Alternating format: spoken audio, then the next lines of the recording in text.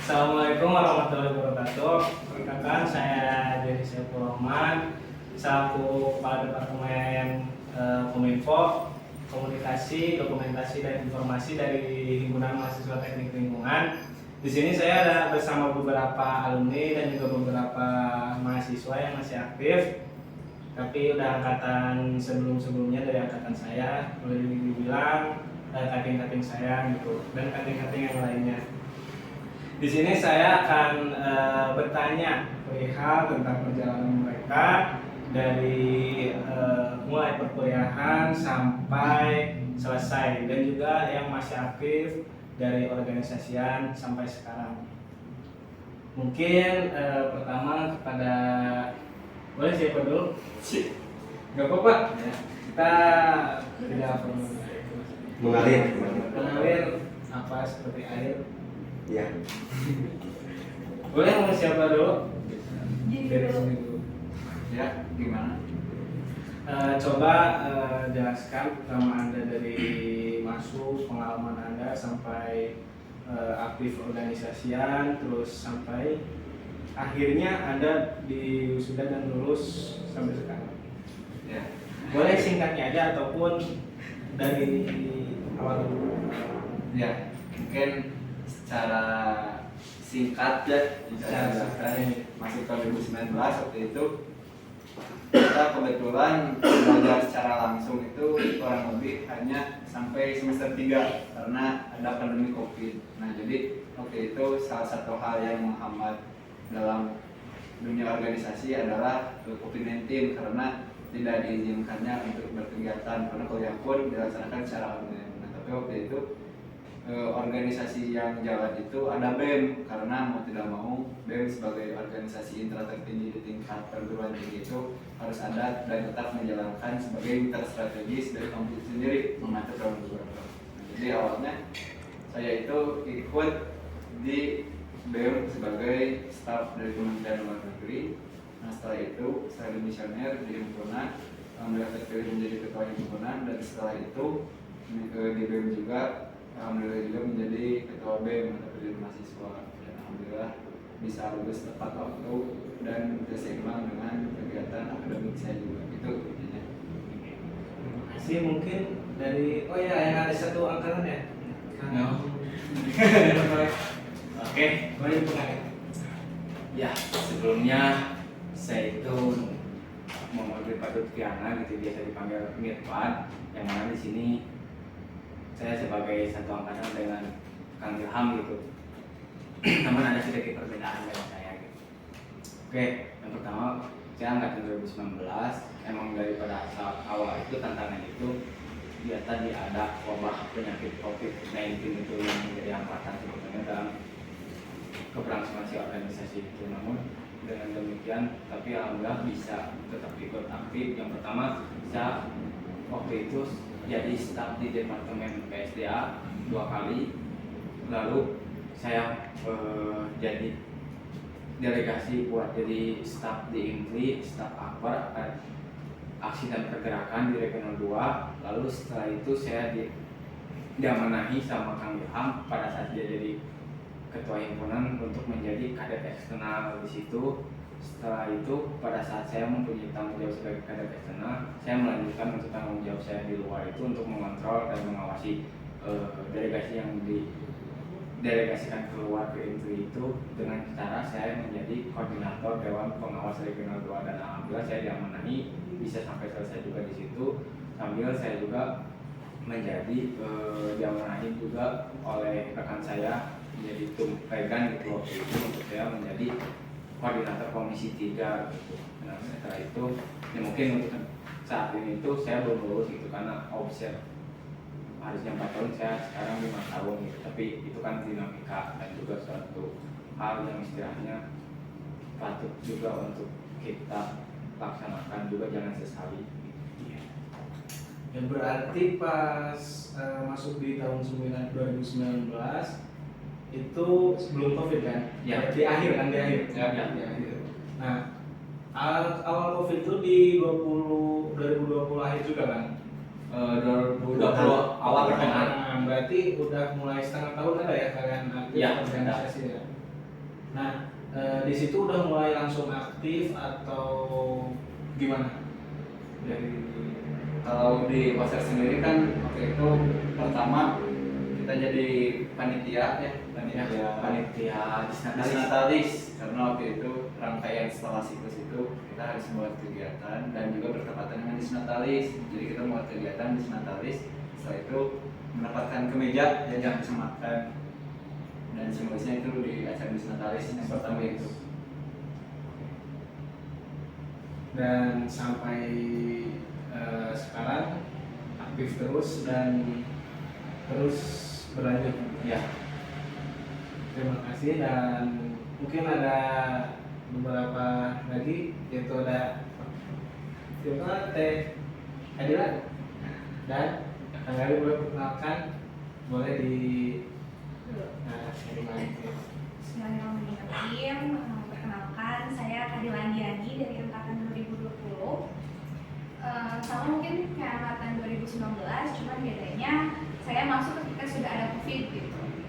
Jadi beberapa mata kuliah itu sudah mulai online dilaksanakannya. Terus tapi beberapa kegiatan himpunan itu dilaksanakan offline. Jadi dari awal masuk itu, karena masuk reguler D, kelas Kaninawan, pengen cari kesibukan juga di organisasi, ikutanlah himpunan karena kuliahnya offline gitu. Jadi pengen ada kegiatan kuliahnya online, pengen ada kegiatan offline, ikutanlah himpunan. Sampai akhirnya di masa jabatannya Kang Ilham menjabat jadi Kadep Litbang. Lanjut lagi di angkatannya Gali jadi sekjen, sempat jadi Litbang juga terus jadi sekjen. Alhamdulillah dibarengi sama akademik juga. Alhamdulillah udah lulus sekarang. Ya, ngejar 3,5 tahun. dengar dengan tertinggi kayak gue ya? Tertinggi apa ya? PK Itu itu mah orangnya itu tertinggi. Pengennya sih ya ikutan ke IPK, dapetnya tertinggi juga. Tapi di luar ini dapatnya 21 teh. Wah, kenapa? Nah, boleh kan Gali? Ya, bismillahirrahmanirrahim. Assalamualaikum. Perkenalkan nama saya Gali ya, saya angkatan 2020. Memang gitu, saya seangkatan sama TK Dita. Jadi kurang lebih sama gitu untuk siklus masih ikut kampus tuh. Waktu udah COVID dan perkuliahan pun online, kurang lebih selama 2 tahun ya waktu itu ya teh. Gak ada kegiatan ya, alhamdulillah kebantunya itu sama kegiatan himpunan. Jadi waktu di awal juga sama ikutnya kepanitiaan dulu, gitu, kepanitiaan kabar panas kalau nggak salah waktu itu perdana. Dan setelah itu ikutlah ke kepengurusan Kang Ibe, waktu di staf Litbang, jadi anaknya Teh Kadila. Nah setelah itu akhirnya di tahun berikutnya alhamdulillah ya dipercaya dan diamanah juga sebagai ketua himpunan melanjutkan Kang Ibe dan dibersamai juga oleh Teh Kadila gitu selaku sekjen. Jadi setelah saya menjadi anak Teh Kadila, ya saya dibantu juga gitu untuk proses ke depannya. Jadi untuk siklusnya sebetulnya itu gitu ya di himpunan, dan alhamdulillah sekarang juga mungkin di tahun-tahun terakhir ya karena udah masuk ke semester 8 juga dan jabatan saya juga udah mau beres sebagai ketua BPH. Jadi ya sekarang itu memaksimalkan detik-detik terakhir aja gitu sebetulnya untuk sekarang. Tuh. Ya. Nah mungkin ini saya kepikiran kenapa kalian dulu tuh memilih UKRI dan juga memilih teknik lingkungan gitu. Karena di selain teknik lingkungan itu kalau di luar untuk saya sendiri itu kan lebih kelihatannya itu kesehatan masyarakat, terus kesehatan lingkungan gitu kan, tentang ketiganya gitu. Tapi di TL itu menurut pengalaman saya sendiri dan semua itu masuk gitu. Nah, pendapat kalian tentang matkul-matkul itu atau akademiknya ini masuk ke ranah akademik dulu ya? Gimana dari dulu, dari awal? Otomatis kan sebelum masuk perkuliahan itu dilihat dari tujuan dan prodi itu akademiknya gitu, atau sesuatu nantinya kita mau jadi apa gitu kan. Otomatis dari lihat di situ dulu, kemudian ada kegiatan himpunan, baru masuk masuk keaktifan himpunan. Mungkin boleh siapa aja dulu? Ya, kalau aku masih berbicara faktual gitu kan, yang aku lihat waktu itu belum mata kuliah, terus belum kepikiran mau jadi apa. Realistis kalau yang saya tahu rata-rata di UPI itu bukan menjadi pilihan utama, tapi pertama ada yang final atau yang gak lolos lebih ke perguruan tinggi. Tapi jauh daripada itu kan, dari setiap keputusan ataupun jalan yang kita ambil pasti ada hikmah dan juga nilai plusnya. Di sisi lainnya, organisasi yang memiliki asas kekeluargaan yang memang terus dirawat, mudah-mudahan dapat menjadikan suatu wadah kita untuk selalu bersilaturahmi dan juga bersinergi setelah lulus pun seperti itu. Nah, kalau terkait tadi mata kuliah ya, terkait akademis, sebetulnya disiplin ilmu teknik lingkungan itu cakupannya sangat luas dan perlunya ada suatu penjurusan seperti persampahan ataupun air, kualitas air, terus limbah ataupun dokumen-dokumen lingkungan seperti AMDAL ataupun KMS. Nah, tapi korelasinya dengan organisasi, saya rasa di dalam kelas secara akademisi kita membahas terkait hal-hal yang sifatnya teknis dan juga ilmiah. Dan dalam kacamata saya, pendidikan akhir itu dipandang kalau kita itu dipersiapkan untuk kebutuhan pasar global untuk mengenai kebutuhan industri. Jadi jangan sampai hal-hal yang sifatnya filosofis kita teknik lingkungan itu bentuk mencintai lingkungan kita itu jangan sampai merusak lingkungan. Justru kita perlu memaknai orang bagaimana caranya kita melestarikan dan juga mencintai lingkungan. Tentunya sarannya dengan berdiskusi dan juga melakukan satu bentuk pengabdian dan juga edukasi pencerdasan mengenai kesadaran tentunya melestarikan lingkungan. Mungkin dari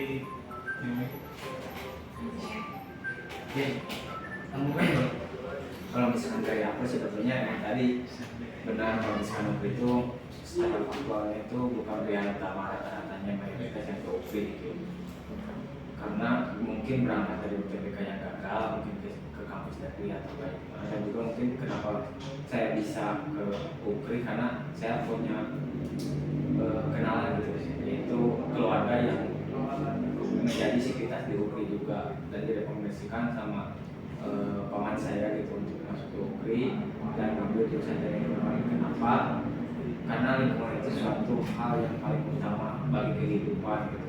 Ketika kita bisa menjaga lingkungan itu tetap tadi, maka otomatis kita istilahnya secara kasarnya itu kita bisa mengundur kiamat gitu. Karena lingkungan itu bisa terjaga kayak gitu. Nah terus kenapa kayak gitu? Kadang kan kondisi pendidikan saat ini itu bisa dikatakan kita itu dituntutnya itu bukan secara ke bidang keilmuan yang memang benar-benar kita harus gali, tapi kita itu disiapkan untuk menjadi korporat sebetulnya. Kita udah dibudaya oleh pendidikan saat ini.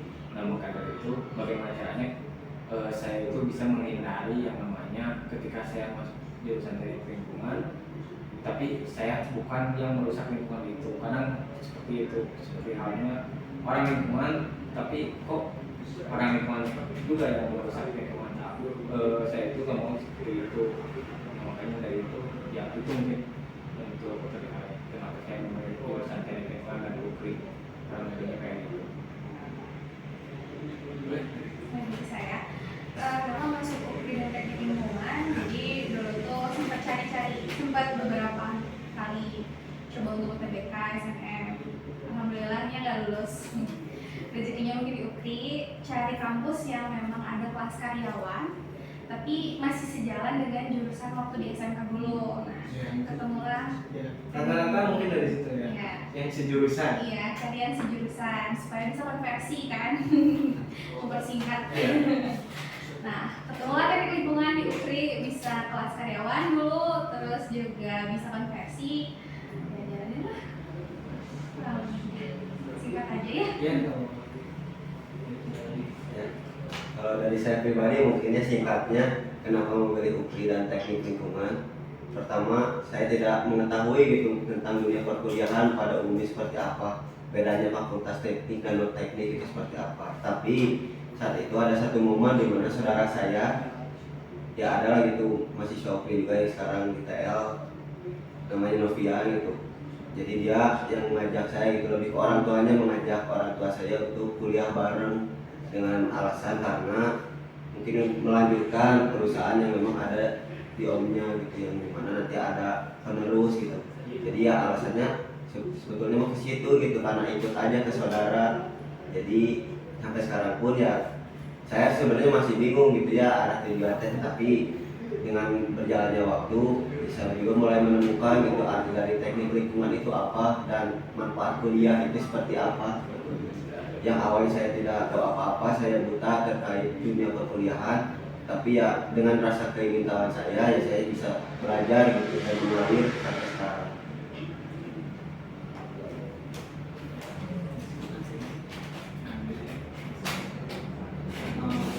Ya mungkin cukup. Ada sudah terakhir pertanyaan, mungkin untuk kesan dan kesan itu pasti di suatu perkumpulan ada suatu kesan dan kesan ataupun suatu proses, pasti ada kesan dan kesan. Kemudian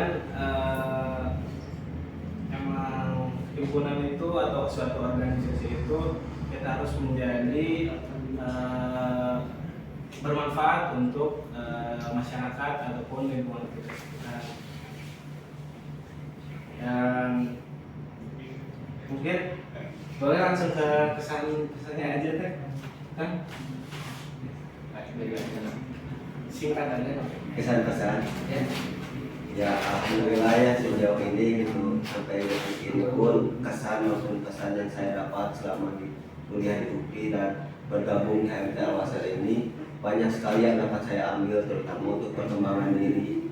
Banyak ngerasain sedih, banyak ngerasain senang, capek, pusing gitu ya. Tapi ya itu dinikmati karena momen itu nggak dapat di rumah gitu, atau di luar di kampus gitu. Jadi saya sangat menikmati momen ini dan sangat menghargai setiap pertemuan yang ada di kampus ataupun di HMTL itu sendiri, karena kedepannya mungkin momen-momen kayak itu menjadi momen emas, momen langka yang sangat dirindukan gitu. Dimana saya juga ingin menciptakan masa muda yang penuh dengan kenangan, penuh dengan cerita, tentunya dengan makna juga, yang nantinya ini bisa menjadi bekal ketika saya menjadi pemimpin keluarga ataupun ya nggak tahu lah saya akan jadi apa. Yang penting mah tetap jadi manusia. Ya, kalau misalkan dari saya mengenai kesan dan kesan untuk kesannya, ya ketika saya menjadi anggota di HMT itu banyak skala keilmuan dan juga kebermanfaatan yang memang saya raih gitu. Dari misalkan contohnya itu soft skill dan hard skill saya itu bisa terasa, dan juga saya bisa menemukan depannya yang memang benar-benar langkah yang positif juga gitu. Kurang lebihnya kayak gitu untuk kesannya, dan juga untuk kesannya mungkin singkat gitu. Saya itu tetap berada di ruang-ruang untuk menjadi kebermanfaatan. Kesannya selama berorganisasi mungkin ya banyak banget pengalaman ya, dikasih kepercayaan juga beberapa kali jadi pemateri, itu sangat-sangat membantu public speaking di dunia kerja sekarang. Banyak ngasih kenangan-kenangan baik, pengalaman-pengalaman baik untuk mendukung nanti di dunia kerja. Terus kalau pesannya mungkin tetap jaga solidaritas saja.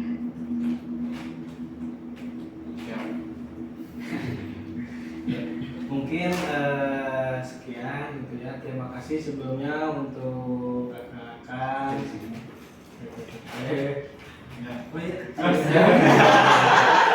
Gak apa sebelumnya mantan kaki aku pegang. Iya, siap. Oh belum kan? Belum. Oh belum katanya belum. Boleh. Fokus ya. Penonton banyak.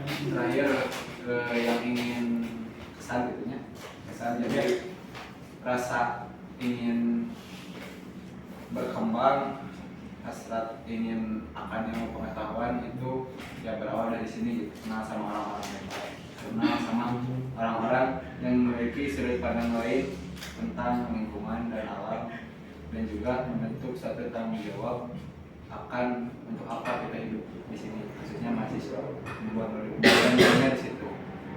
Terus untuk pesannya ya seperti yang sudah saya katakan tadi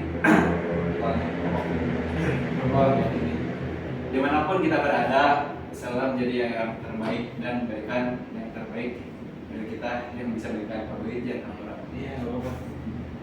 Ini weh yang gampang.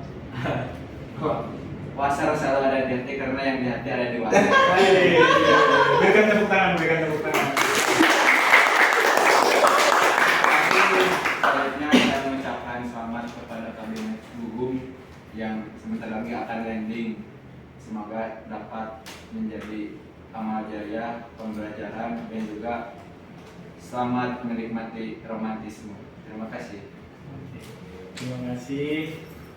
Sebelumnya mohon maaf kepada Kang Teteh atas waktunya. Saya Jenny Seporman Ya. meminta maaf setulus-tulusnya. Dan sebaik-baiknya orang adalah orang yang bermanfaat bagi lingkungan ataupun yang masyarakat yang lainnya gitu. Oke. Mungkin apabila ada salah dari saya sendiri ataupun dari omongan-omongan yang tidak sopan, saya meminta maaf setulus-tulusnya baik pada akang-akang, teteh, kemudian para penonton yang lainnya. Saya ucapkan terima kasih. Ya oke dulu. Oke, sebelum di akhir kita Jagoan. jargon dulu. Jargon dulu. Boleh ditulis sama siapa? Sama saya dulu. Iya. Oke, nggak apa-apa. Kita mulai. Hello geng. Wasar. Hello geng. Wasar. Hello geng. Oke,